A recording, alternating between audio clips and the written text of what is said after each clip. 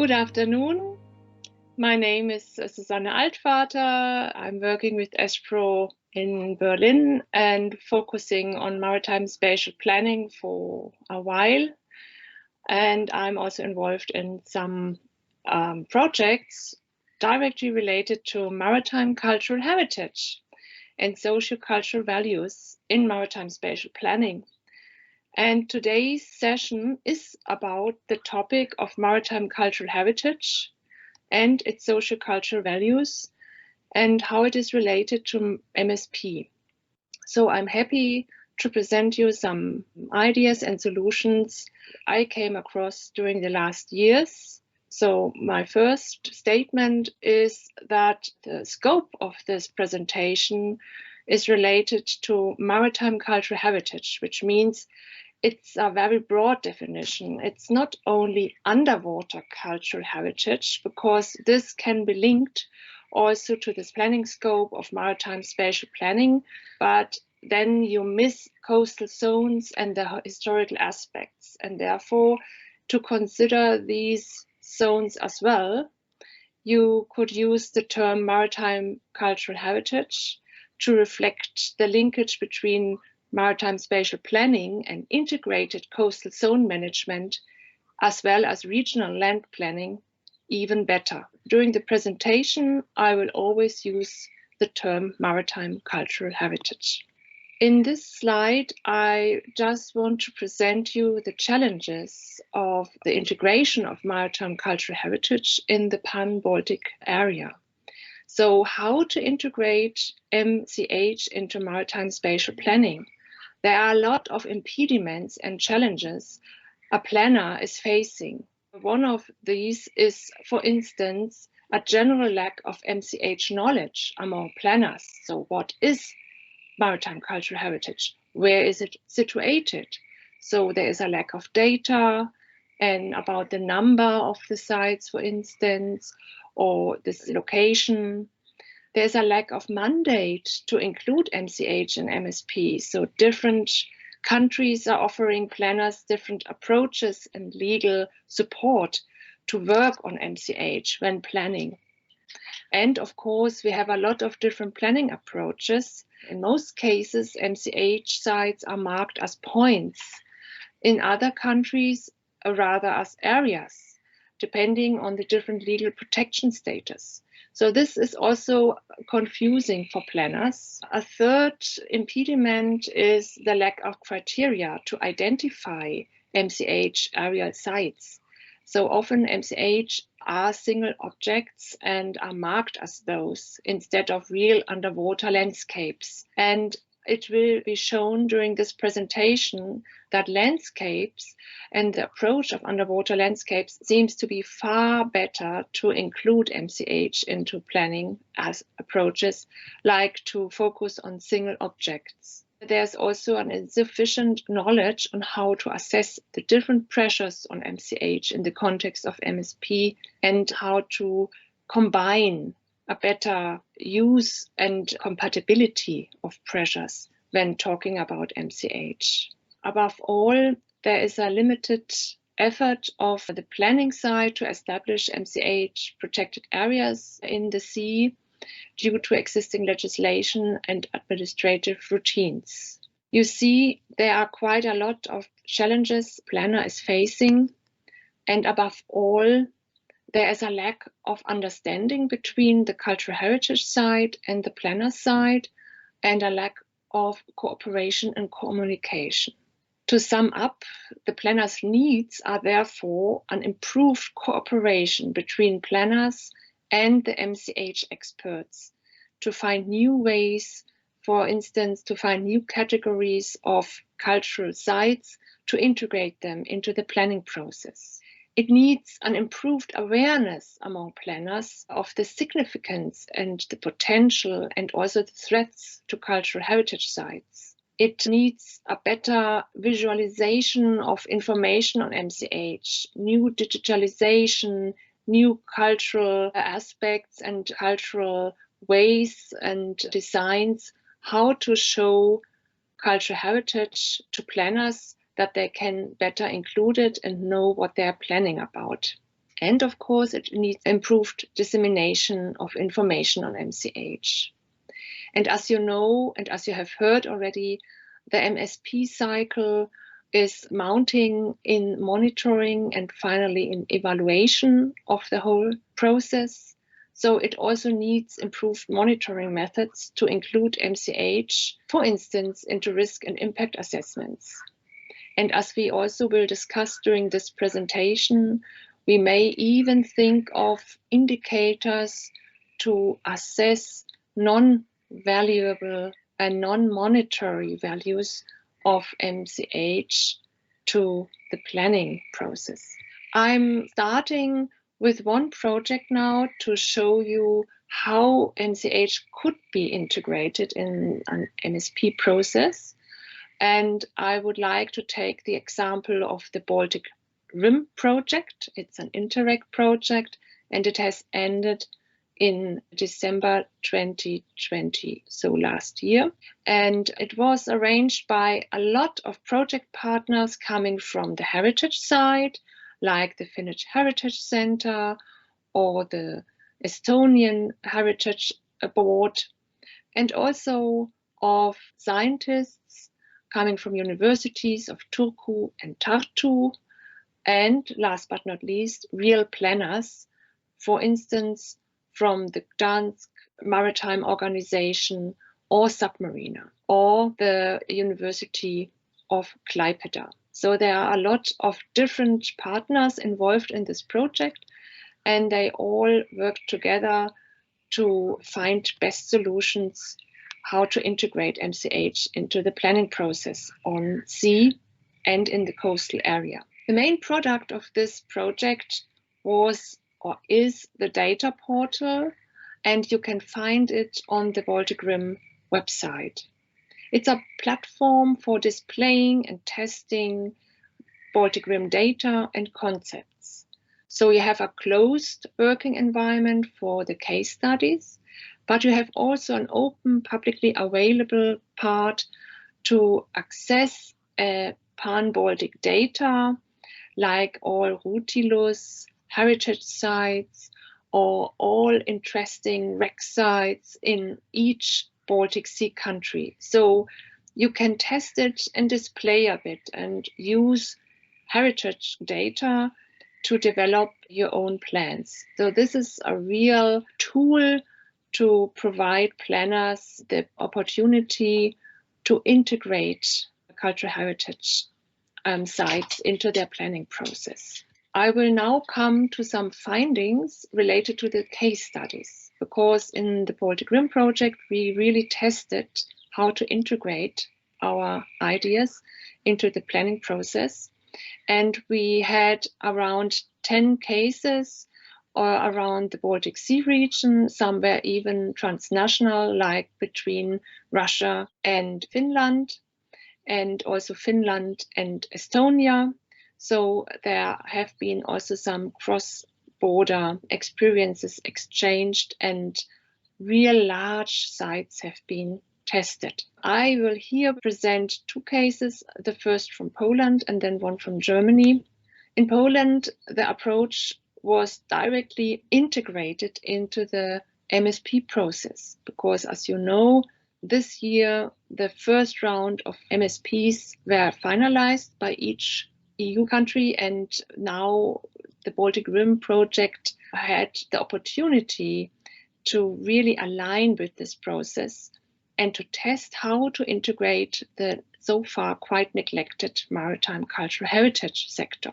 In Poland, they assessed this task with a first step, the MCH mapping and the priority area delimitation, and then they mapped sea uses, came to a synthesis map, and planning suggestions. The first step was focusing on the Gulf of Gdansk, and here this map shows the overall historical and cultural potential of the Gulf of Gdansk based on the maritime cultural assets. So the main potentials were cultural landscapes like wrecks for diving or visual aspects of the Gulf of Gdansk lighthouses, but also wrecks and hydrotechnical structures in the port and coming from medieval port sites. After having mapped all these interesting spots, in a second step, the planners produced sea use maps combining the sea uses threatening MCH. And you see there have been a lot, and there are a lot of threats and impacts out there, like port areas, dredging areas, sand deposit areas, etc., etc. Also, bottom trawling or other aspects are threatening cultural heritage. And these threats have been then outlined in the map and in a next step synthesized in one map so that every conflict could be recognized and that the main conflicts could have been highlighted. So, for instance, in the Port of Gdansk area, the main threats are the port offshore expansion, because they are planning to expand the port, and this would directly affect cultural heritage beneath the surface. Dredging and sand extraction are other threats in this area. And also in the other sites, like the Port of Phuc area or the Phuc Bay Paleo landscape area, there are a lot of threats the cultural heritage is facing.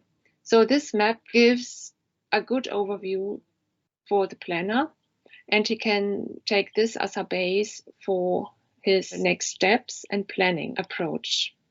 These planning approaches are then highlighted in the planning suggestions. And as an example, you see the coastal area of the Phuc Bay, where you have an area of paleo landscape from the Stone Age, so a very interesting cultural heritage site.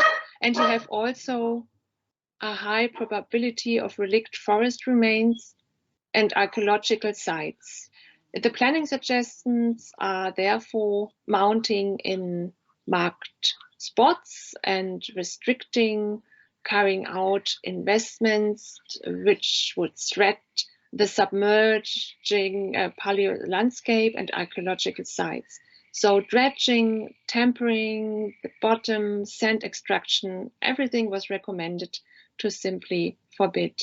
In other parts, in depth research, in order to catalog the cultural paleo landscape, was suggested, and also an obligatory performance of an archaeological research in the direction of a cultural paleo landscape was recommended.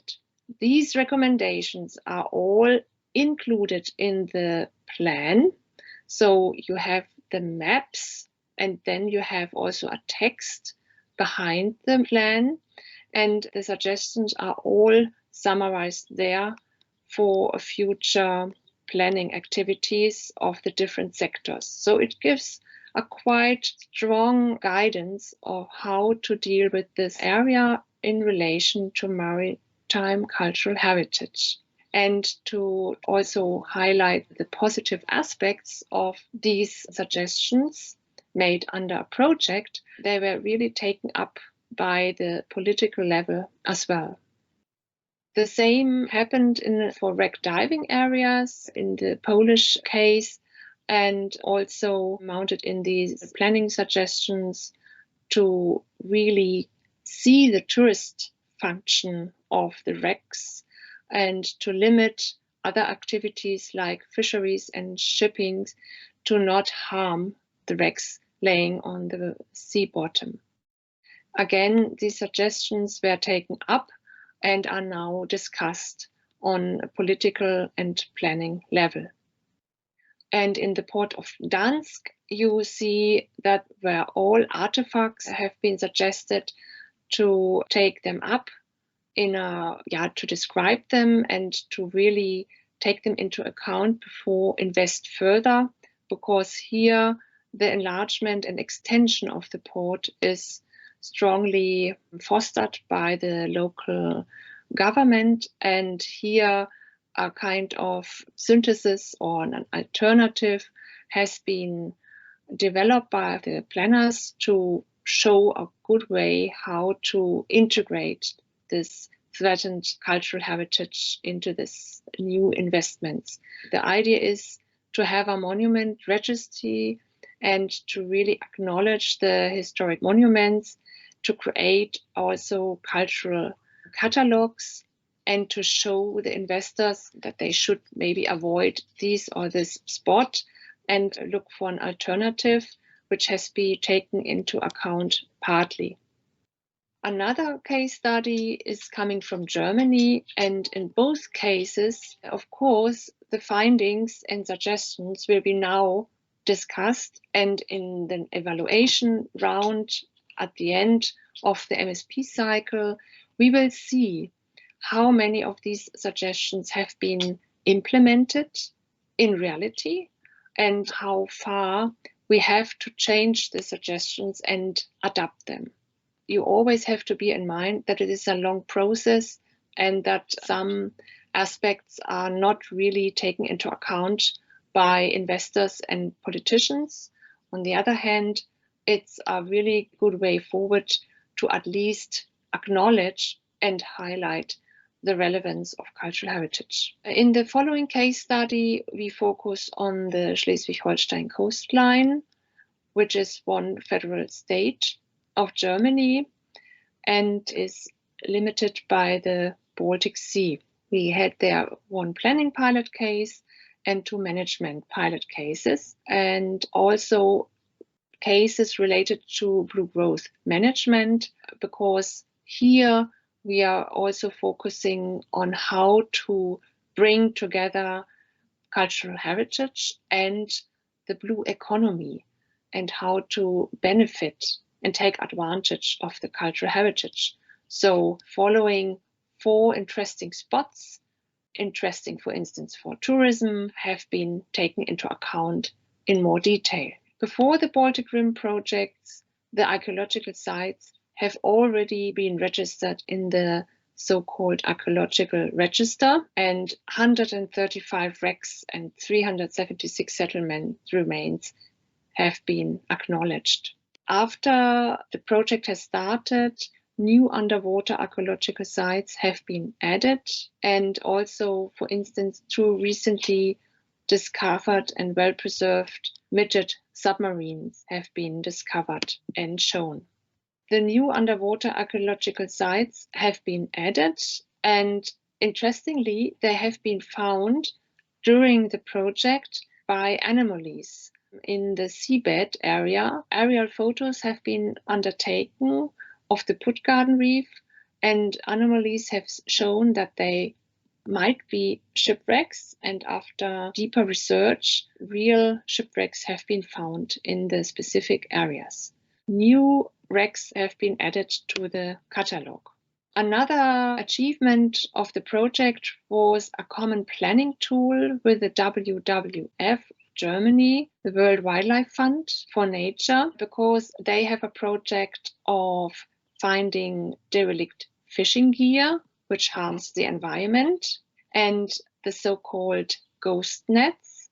And jointly with this project, data have been exchanged about anomalies on the sea surface, and also a jointly conducted site scan survey has been elaborated to see where potential cultural heritage wrecks, etc., could be hidden. And a lot of workshops with divers, with sport divers, have been conducted as well to ask them whether they would like to support this project and this synergy. And they all were quite excited about it and used the developed GhostNet app and reported back anomalies. And in addition, new wrecks have been found as well. So this is also an approach one can take to simply just find out what is out there and to involve relevant stakeholders like sport divers, who are commonly very interested in wrecks and other historical cultural sites in the sea. I already mentioned the Baltic Rim data portal, and in the German case studies, also coastal sites relevant to land-sea interaction cases have been identified. The idea is to really integrate cultural heritage being in the sea and at the coastline and on land, because as you know, the Baltic Sea level has decreased during the last centuries, and in former times some areas have been land, which are now sea, or the other way around. In the German area, we have an area which is now underwater, but has been very broad and large Viking settlement. And this example has been taken to link the land and the sea. And you see in the photo the Karlsminde Neolithic barrows in proximity to the coastline as a transitional zone between the living and the dead, which means that you really have these 2 centuries, these 2 times and decades, which are shown nicely in these cultural sites. And visitors can link between the old settlements on land and the hidden settlements underwater close by the coastline. And it depends, of course, then also to the museum and other cultural agencies to really make it nicely, to show it in a digital way, to visualize what is under the sea and to connect it to the settlements on land. Baltic Rim, the case study in the German area, has also focused on priority areas and developed specific criteria, because as mentioned in the beginning, one of the main challenges is to define criteria, how to identify cultural heritage and how to assess it when planning.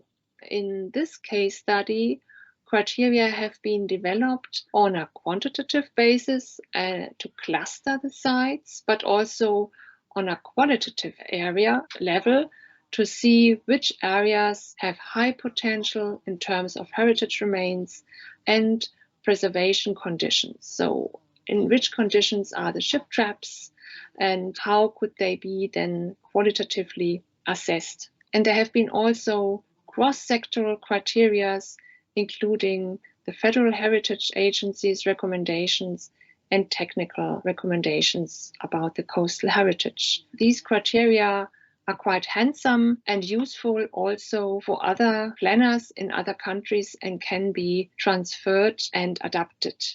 The results of these findings are, for instance, that the Baltic Rim project has tremendously impacted the MSP process in Schleswig-Holstein and the German exclusive economic zone, the EEZ. So the protection interests of the underwater cultural heritage have been really included in the text version of the currently updated plan. And also the maps have shown now the statutory protection and the political mandate, which were originally seen as insufficient and have now been upgraded.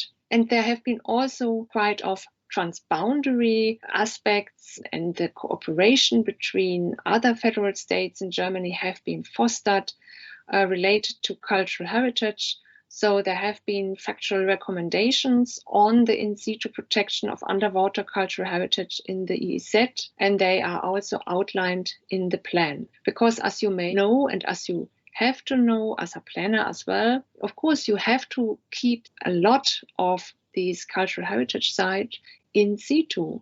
You have to keep them underwater to protect them, and you can't take them out all because it's too costly and it's also too dangerous due to oxygen and other climatic aspects where you can't really protect this sensitive cultural heritage as soon as it is upon the surface. The political idea is also for the planner to be aware of the in situ cultural heritage and to protect it there, and not to take everything out and use it for museums. The results, the Baltic Rim priority areas, have not been directly integrated in the German MSP, but they are at least found in the Baltic Rim data portal, and you can find them there all, and you can consult every point. The planning security has been increased, and offshore developers are now taking cultural heritage more into account and avoid costs, because they start with an impact assessment and really take cultural heritage into account before they start to dig for the cables, etc., to link it to their offshore plants. This is a severe difference between now and some years ago, where the planners and investors simply got active when they explored cultural heritage during digging of a cable. Now they reassess the area and see where some cultural heritage is, in cooperation with the heritage agencies, in cooperation with the planners who are now more aware of the cultural heritage, and then develop and continue their investments. So this is also quite a strong shift in handling cultural heritage during investing phases. Some recommendations coming from the Baltic Rim projects for MCH authorities when contributing to maritime spatial plannings are, for instance, that they really should actively compile a cultural heritage knowledge base, that they really should support planners and provide information about the MCH register data, because all cultural heritage agencies have those registers. Some are open, some are not publicly available, but still the collaboration between MCH agencies and planners should be fostered and intensified. MCH authorities could also select and interpret exemplary top sites and define blue growth potential and further research areas, and share their information and idea actively with the planners. And this should be actually obligatory in each of our Baltic Sea countries where there is no free access to cultural heritage registers, because some, like in Germany, are not openly accessible. A good practice here is the review on the Finnish maritime cultural heritage, because the Finnish have an open accessible cultural heritage register and they share it openly with the planners.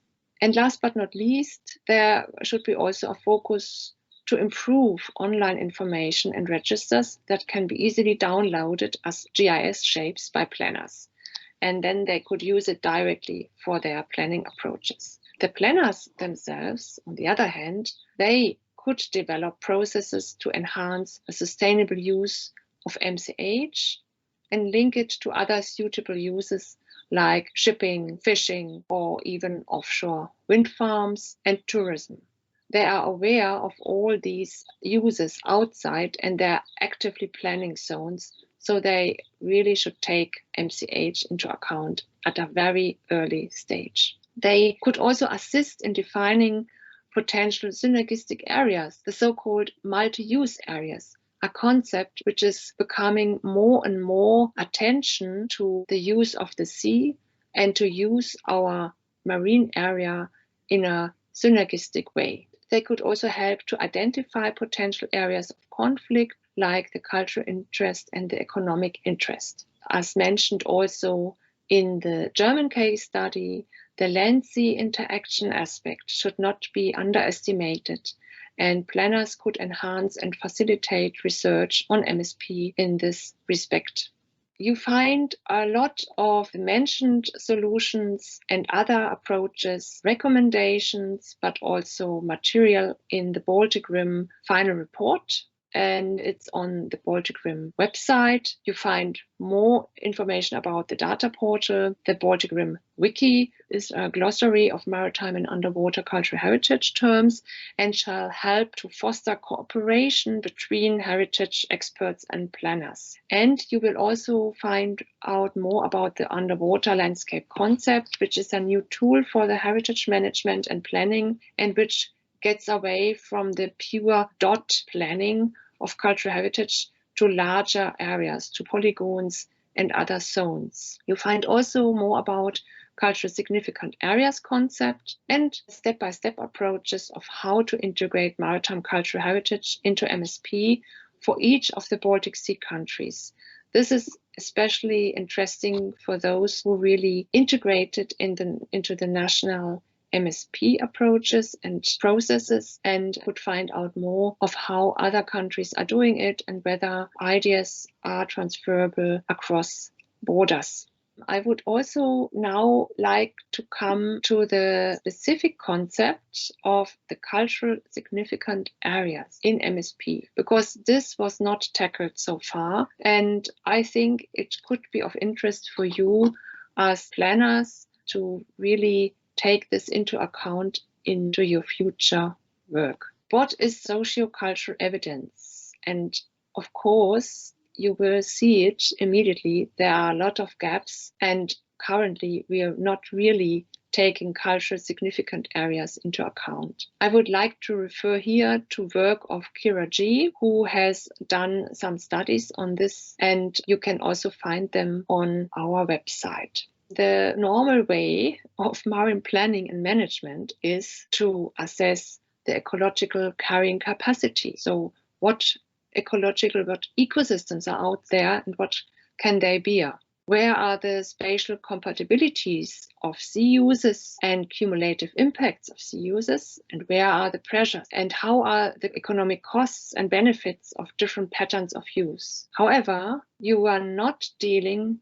with the question of how to evaluate non-material values, cultural practices, and affective dimensions, and how you could include these questions into maritime spatial planning.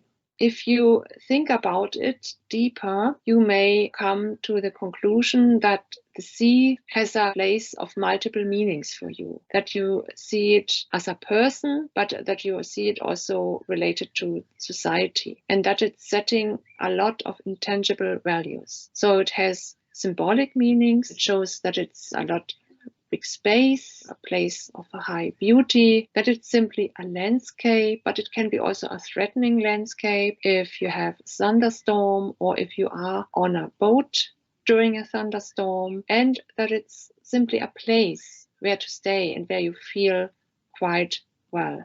This is a kind of meaning and achieving these sociocultural aspects, but how to really include these intangible meanings into planning aspects. You can also ask you, therefore, what would be your priority if you see a coast? Would you prefer a lonely coastline, or would you see quite crowded beach? What could be therefore the trade-offs? Would you see that you have a lot of monetary values and that there might be some non-monetary values, but they are not so important? Or is it the other way around? What is important?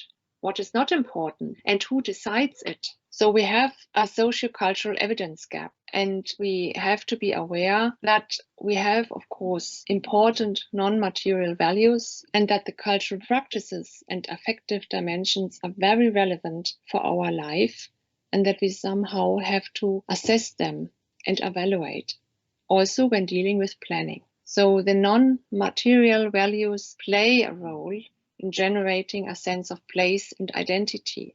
If you are in a specific place, you might feel a specific identity for this coastal and marine space and a special link to this space. You also might be aware that these non-material values underpin many economic activities. So for instance, if you have a tourism agency and you sell boat trips, you have these values out there which are not highlighted and mentioned in monetary means, but of course the tourist sees these non-material values, the nice landscape, the small ships, the coastline, seagulls, etc. And this is all then underpinning your economic activity you are benefiting from. All these values are also contributing to my own well-being and my quality of life. Therefore, it's also not surprisingly that many people wanted to have holidays on the sea, at the coastline,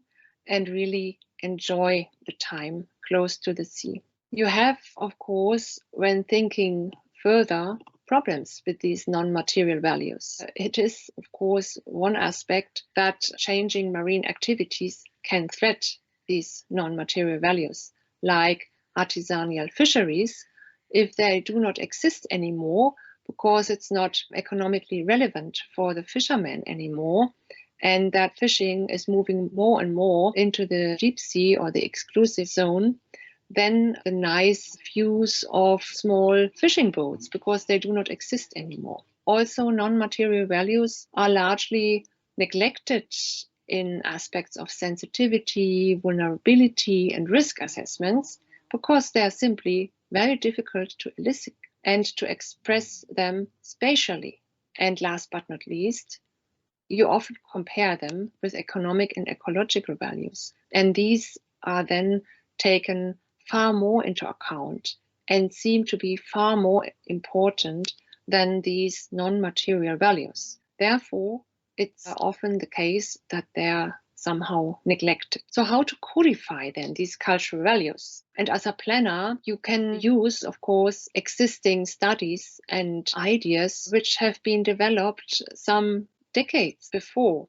We have the theory of place-based values developed in the late 90s, where it says that it is the collection of meanings, beliefs, symbols, values, and feelings that individuals or groups associate with a particular locality. And these values are often intangible. And there is a big approach which is outlined by Eisenhower and is called the place attachment. So the experience you have there on the place in the specific spot is especially important for the place-based value, the attachment to a specific coastline, etc. There exists a universal classification. Doesn't exist a universal classification so far, but we have the Millennium Ecosystem Assessment from 2005. This approach is outlining the cultural ecosystem service similar to the ecosystem service as one aspect of the 4 services. So the cultural ecosystem services are entangling aesthetics, beauty of landscape, and so on. And also the cultural heritage is mentioned here as one cultural ecosystem service. And this is one approach you can use as a base for your planning exercise. So how to include it now into MSP? You have, of course, specific requirements. You want to define cultural values clearer, and you want to highlight and know more about the spatial connotations. You want also to define a spatial approach and classify cultural significance. And you also want to have the possibility to rate areas, whether they are high or low, whether their cultural significance is important for your planning area or not. And you also want, as a planner, to identify the risks of human activities to areas, providing varying levels of cultural significance. So these are pre-requirements for your planning process. And you may see that they are quite tricky to overcome. There exists, luckily, already a concept developed by the ICES working group on cultural ecosystem services, and it's called a cultural significant area concept. It has been developed analogous to the ecological significant area idea, with a definition as an area containing a culturally significant feature in its own right. So there should be a cultural connection of a community to a specific area, and there should be also a participatory process identified using locally relevant classifications. Are there already some stakeholders involved related to your area, and are these specific and important for your planning process? And this links us also back to the introductory presentation in this MSP row, as it shows that the involvement of stakeholders in the very beginning is crucial for the planning process, and even more for cultural heritage and these cultural significant area concept. As a planner, in a next step, you could then identify places of cultural importance. You have established a participative process as a baseline for your cultural features, and you can discuss with your stakeholders what is it, where is it, when is it, and to whom is it important, what qualities are needed to sustain it. If you find answers to these questions, you might have approached quite a lot already. Then you can use the outlined ICES criteria to determine cultural significance. You could think whether your site or area is of cultural uniqueness, where the reliance of the community is. Is it important to the resilience of the socio-ecological system, or the degree of tradition, or whether there is a dramatic cultural change? And ICES has already elaborated for each of these criteria, sub-criteria. I won't go into detail, but I will show you the tables you could use for your own planning exercise. And I think they are quite handsome if you go through them step by step. I will show you, for instance, here, a table about the cultural uniqueness. Do we have many or do we have few? And you have to think about the extent to which the feature is unique within the region. And then you can have also 3 steps on hand, which you can tick off and say, okay, each instance of it is irreplaceable and distinct, like a burial ground or a sacred site, or it belongs to a culture that is distinct and cultural diverse, like a unique historical subculture, indigenous cultures. Or as a third question to yourself, you could answer if this is unique in a global context, though abundant locally. And if you have ticked all these questions and came to conclusions, you can get to the next table and go through all these criteria and find out about your specific site and get a far better and clearer picture. So you have this broad cultural reliance, so how many people or groups rely on it, or the importance of resilience, how essential is this to the cultural integrity or to the group of the users? What would happen if it were lost, changed, or degraded? So these are quite emotional questions, and you could solve them not by your own, but should also involve stakeholders, as mentioned. Also, the degree of tradition, so how long has the culture valued the feature already, is important to answer. So if you come to the conclusion that the feature has a long or deep tradition of importance to the culture, you may then continue and ask yourself whether the feature has a long history of importance for many generations, or whether the feature has a strong commitment from the user group or very high participation rates. And this also provides you more detailed answers. You come then to a kind of risk assessment for rating the impacts on the cultural places of importance. And ICES gives you a scale of 5 from extreme to negligible on hand, and provides also support to assess the relevance of the cultural place, whether it's a permanent damage to a cultural ecosystem service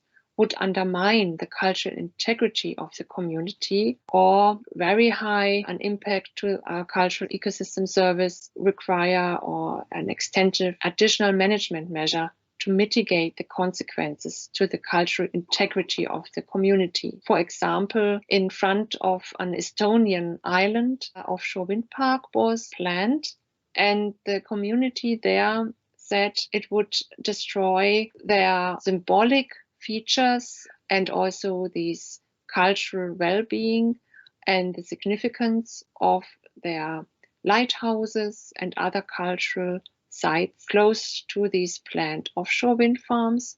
And after discussion and rating of the impacts of the offshore wind park too on the cultural places, it was decided to replace the offshore wind park further into the sea, that it's not seen or so visible from the inhabitants there. So there are some meanings which could then be used to think about acceptability by communities, and also to value and accept old and traditional approaches and views on cultural ecosystems. After this exercise, you can map your culturally significant area, and also the significance of the service is not related to the ease with which a service can be mapped. You have also taken into account temporal changes, short-term variability and seasonality, and you need to identify a map spatial interdependence between cultural values and the elements of the ecosystem upon which they rely. Last but not least, during your mapping, you can also think of the different scales of cultural values, whether they are societal versus community significance, or whether you require multiple scale maps, or whether a simple map is sufficient. These are all aspects you have to take into account during your mapping process. To collect the data which is needed for the planning process, you should include the interest of the community and the stakeholders and right holders. Ensure from the very beginning their engagement and understand and recognize the different value sets. Also think of translators, because often people speak differently as a planner, and you might really think of approaching them and be guided by a mayor or an ambassador, a person who is then linking between administrative people and people at the spot. Take the time and build trust, which is also easy to say, but in practice, it's a time-consuming and often tricky approach, because you also want to change as a planner, and sometimes people don't want to have any changes. Dealing with cultural heritage and these valuable, significant areas, of course, you have also taken into account the indigenous knowledge. This is often neglected and underestimated, but it's really a core aspect in this work. I will shortly give you a case study example, and it was situated in the Kulabrin Ixkane and has been taken into account some years ago. Nevertheless, it's a lesson learned case study, and it shows that semi-structured qualitative interviews, a real exchange between planners and the people in the location is very crucial.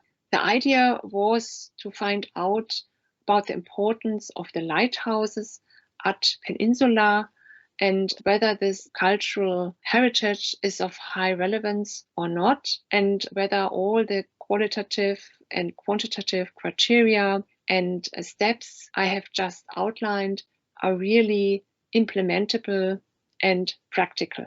It has been shown that when going through these exercises and the specific case studies, that the steps are valuable and you can use them quite nicely.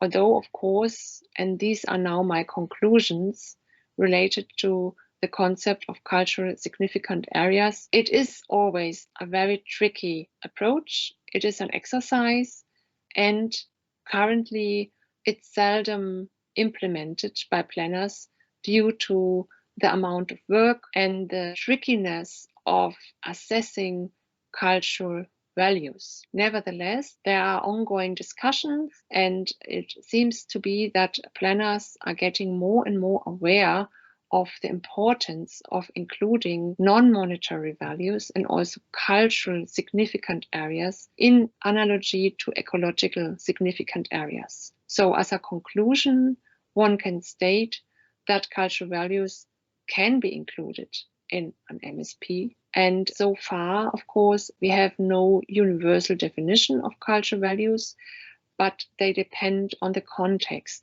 and the scale. It is always very important to include them when determining culturally significant areas and the risks to them, and to really think them in one picture and really try to integrate them from the very beginning. The method I have shown you is actually broad.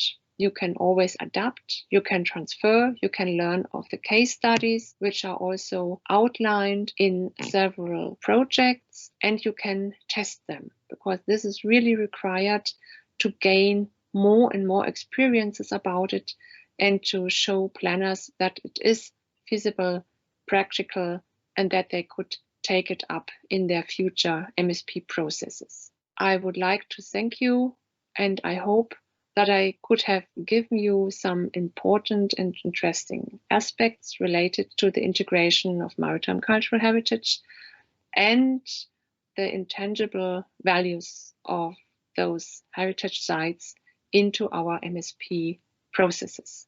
Thank you very much.